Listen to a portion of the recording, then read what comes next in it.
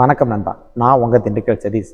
நம்ம ஒரு ஊருக்கு போகணும்னு வச்சுக்கோங்களேன். ஒரு ட்ரெயின்லையோ ஒரு பஸ்லையோ நம்ம போகும்போது நமக்கு அந்த நேரத்துக்கு சரியான பஸ்ஸு ட்ரெயின் கிடைக்காது. அப்படி கிடைச்சாலும் கூட அதில் வந்து பார்த்திங்கன்னா சீட்டு சரியாக கிடைக்காது. நமக்கு பக்கத்தில் இருக்கவங்க சரியாக இருக்க மாட்டாங்க. நம்மளை சுற்றி சண்டை சச்சரவாக கசகசன்னு கத்திக்கிட்டே இருப்பாங்க.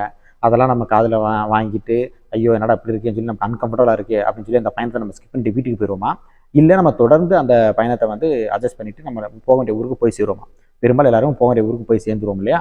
ஸோ அந்த மாதிரி தான் எதுக்கு சொல்ல வரேன்னா, வாழ்க்கைங்கிறது ஒரு பயணம் மாதிரி தான். நம்ம வாழ்க்கை பயணத்தில் நமக்குன்னு சில தனிப்பட்ட இலக்குகள் இருக்கும். அந்த இலக்குகள் ஒவ்வொருத்தருக்கும் ஒரு மாதிரி மாறுபடும்.